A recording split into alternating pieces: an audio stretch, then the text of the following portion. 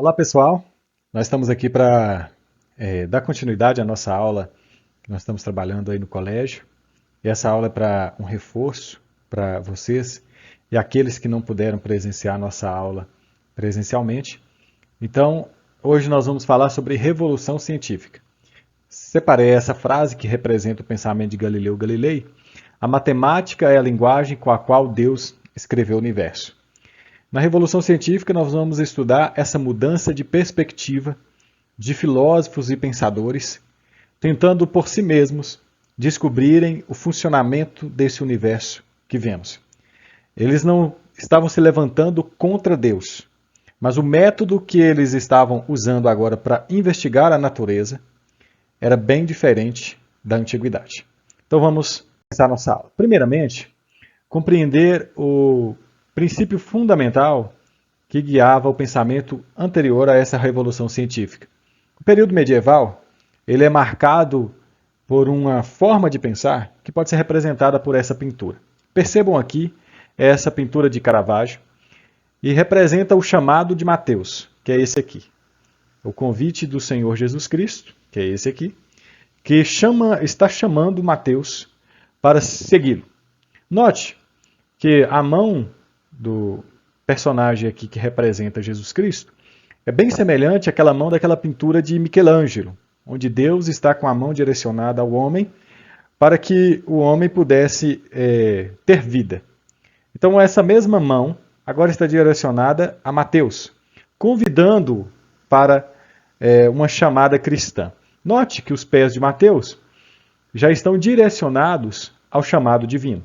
Então nós temos aqui 3 grupos de pessoas que terão reações diante do chamado divino. Nós temos aqui esses 2 jovens, vestidos como pessoas da época de Caravaggio, olhando com um olhar de curiosidade, tanto para Jesus quanto aqui para Pedro. Note que as mãos de ambos são semelhantes, ou seja, o Cristo hoje chama através da igreja. Então, a igreja, que aqui é representada pelo apóstolo Pedro, está chamando esses 2 jovens, assim como Jesus Cristo um dia chamou Mateus. Então aqui nós temos uma outra reação sobre um outro personagem que é Mateus. E Mateus ali já estava guardando o seu dinheiro, que ele era coletor de impostos, e já está dispondo-se a sair da mesa para seguir Jesus. Por outro lado, nós temos aqui esse terceiro grupo, são esses 2 homens, que estão completamente olhando e dando atenção para moedas, para o dinheiro. É claro que aqueles que, diante do chamado do Evangelho, não dão atenção por causa da ambição, por causa da avareza, preocupando-se apenas com as questões materiais da vida. Aqui também fazendo uma referência a Judas Iscariotes, aquele que por 30 moedas de prata trocou o chamado do cristianismo. Então temos essas 3 reações. Esse grupo, Mateus, que está dispondo-se a sair, e esse olhar de curiosidade, olhando para a mão de Pedro, que é semelhante à mão de Jesus, que hoje representa o chamado do Evangelho para essa nova geração. Mas o que eu quero chamar a atenção para você é que a luz ela está vindo de cima para baixo. A luz está vindo de cima para baixo da janela em direção aos homens. Então, no período medieval, a revelação, o chamado divino, explicava para o ser humano todos os aspectos da vida humana. Então, a razão no período medieval não é que ela era inútil, é que ela era serva da revelação divina. Deus, ele era esse ser que iluminava o ser humano na sua busca científica, na sua busca para explicar o ser humano, para explicar questões morais, questões políticas, tudo dependia da revelação de Deus, e essa luz vinha de cima para baixo. E essa luz projetava-se através da igreja. Né? Então a igreja detinha a chave do conhecimento de modo completo. Então essa é a mentalidade do homem medieval. A autoridade era religiosa, a explicação científica tinha que estar condicionada à religião, senão você sofreria graves danos até físicos, né? Seria perseguido, seria excluído, seria perseguido. Mas note que essa pintura de Caravaggio representa essa luz vinda de cima para baixo, mostrando que no período medieval a luz ela dependia de Deus. Sem Deus não daria para explicar nada. Muito bem.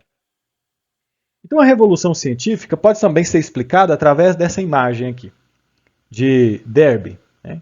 Derby ele foi um grande pintor que fez alusões científicas aqui e mostrou, através dessa pintura, o que esse movimento, essa revolução científica significava. Note que a luz aqui ela não entra de cima para baixo. Ela brota de um planetário. Aqui nós não temos um padre, nós não temos a igreja como aquela figura por meio da qual a luz se projeta, pelo meio da qual Deus chama as pessoas. Aqui nós temos o cientista. Ele assume a figura sacerdotal. Então é a ciência experimental agora o meio pelo qual se conhece a luz. Né? Você não recebe a luz divina mais. Agora você cria sua própria luz. Note nessa frase que eu coloquei aqui, criei a luz para iluminar o universo. Eu não recebi a luz para entender o universo. Eu criei a luz para entender o universo.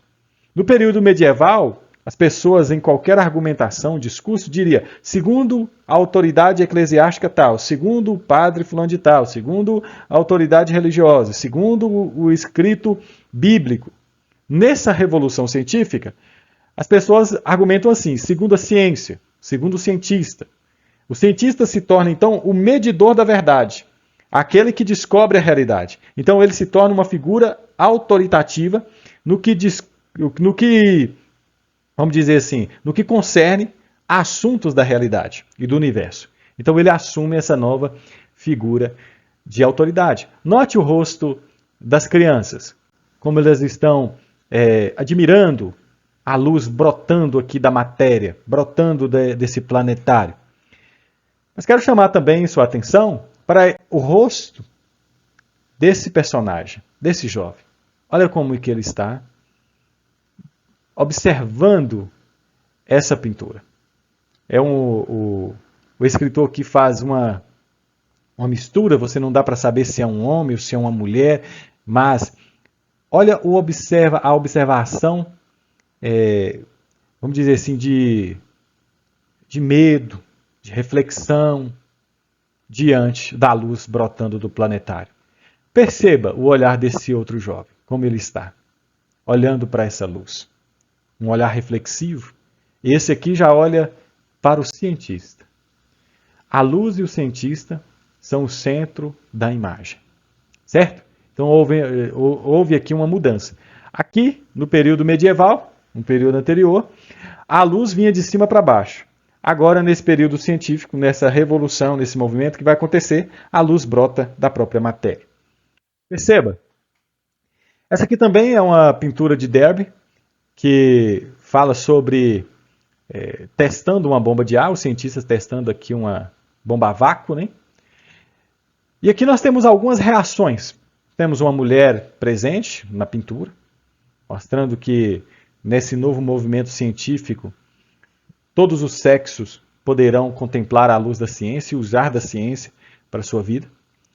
Aqui nós temos o semblante frio de um cientista, parecendo mais um mágico do que uma pessoa, vamos dizer assim, parcial diante da ciência. Não tem um olhar de bondade, um olhar de alegria. Não, é um olhar frio. Parece mais um mágico. Né? Temos um pássaro nesse cilindro de vidro, né? Nesse recipiente de vidro. O ar está sendo sugado de dentro desse recipiente. Aqui nós temos um crânio sendo dissolvido e uma luz brotando da vela, daqui de baixo também. É o que eu disse. Nesse novo modo de interpretar, a luz brota da ação do cientista, da matéria e não de cima para baixo. Mas perceba, há alguns semblantes aqui presentes que nós devemos dar atenção também. Veja, olha como essas crianças estão assustadas diante desse cientista. Enquanto alguns veem progresso, como esse homem aqui, outros veem a dor, ficam com medo, preocupados diante dessa luz que brota, diante dessa ciência que está surgindo, desse novo modo de pensar a vida. É uma revolução. Mas o que essa revolução promete? Foi Voltaire quem disse que com o movimento iluminista, agora tudo seria excelente.Essa é a nossa esperança. Esse é o resumo do pensamento iluminista. Tudo agora será excelente. Essa é a nossa esperança. Mas essa esperança, essa luz prometida, não está causando alegria no olhar dessa criança, porque essa criança está olhando para esse pássaro ficando sem ar e sofrendo dentro dessa bomba de ar. O ar está sendo sugado. Ele está morrendo. E o cientista não tem expressão de tristeza em seu olhar. Ele está demonstrando o que a ciência é. E essa criança fica assustada. Essa aqui já está tão assustada que esconde o rosto. E há um crânio aqui sendo dissolvido. Então, enquanto uns veem progresso, outros veem a dor. Continuemos. Até onde podemos ir? Pergunta para esse novo movimento científico. Qual o limite para a minha ciência? A razão é suficiente para a vida? Aí eu coloquei aqui o vislumbre da bomba atômica. Porque a bomba atômica também é fruto dessa revolução científica. Essa revolução científica que trouxe tantas coisas boas, também trouxe destruição. A esperança de Voltaire de que tudo seria melhor, essa esperança ela foi frustrada tendo em vista a natureza do ser humano.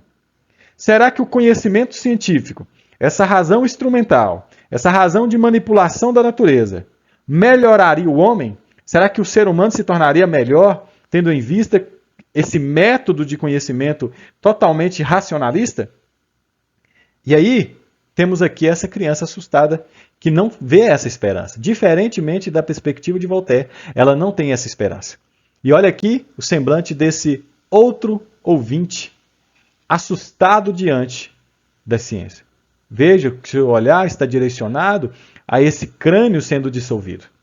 E ele está assustado, reflexivo. Até onde podemos ir? A ciência, será que a razão é suficiente para guiar o ser humano rumo à emancipação?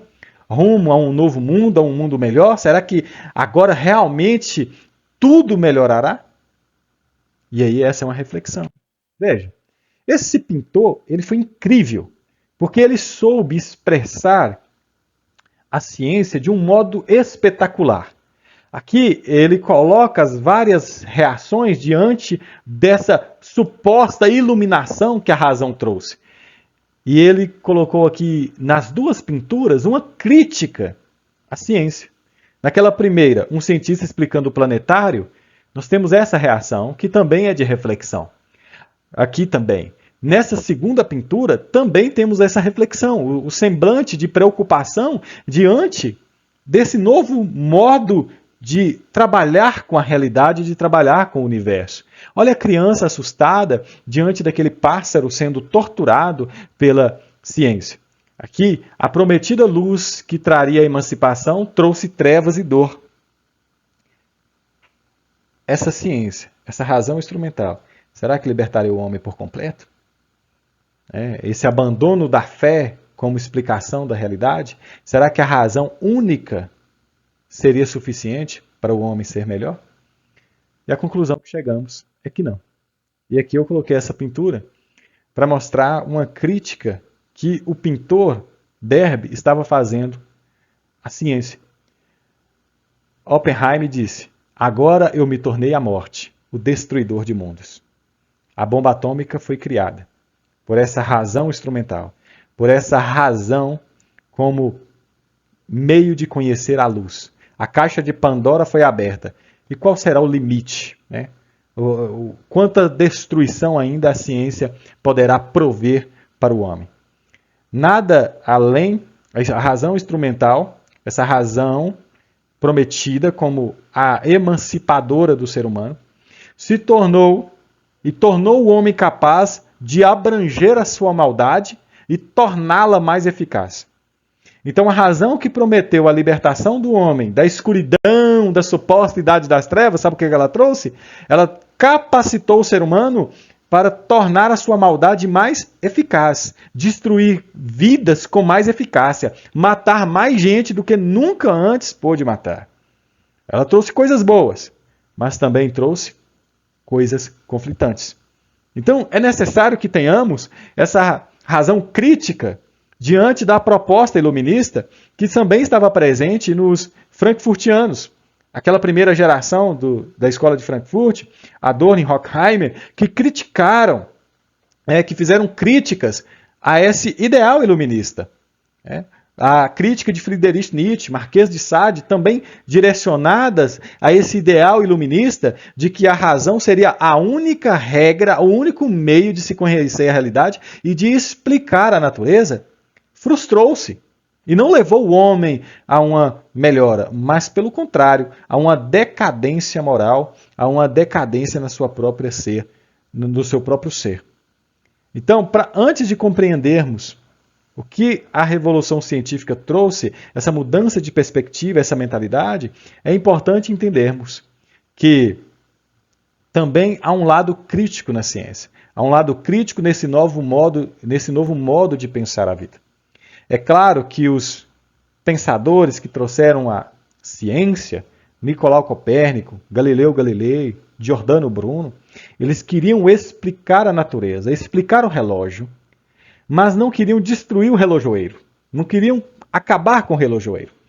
Mas com o tempo, o relojoeiro se tornou desnecessário, porque entendendo como o relógio funciona, podemos melhorar a nossa vida. Então o relojoeiro deixou de ser necessário. Agora você entende o que Friedrich Nietzsche queria dizer com Deus está morto. Se nós temos o conhecimento e o método de explicar a natureza sem a necessidade de um Deus, de uma luz projetada pela janela, então Deus está morto.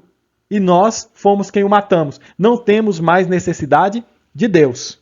Só que aí, sem Deus, a razão se torna como órfã de alguém para ditar para onde deve ir.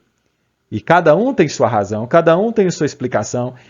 E a moral, provada e examinada pela ciência, ela é bem diferente da moral pregada na Idade Média. Roubar era errado porque Deus dizia que roubar era errado. Matar era errado porque Deus dizia que matar era errado. O assassinato, a morte por prazer, destruir o outro só porque me incomoda. Só que agora chegou o tempo onde Deus morreu. Aconteceu a Revolução Científica. No começo, Deus não estava morto. Eles queriam explicar a natureza, mas, claro, com Deus presente. Mas futuramente, depois dessa revolução, depois do iluminismo, eles tentaram matar Deus.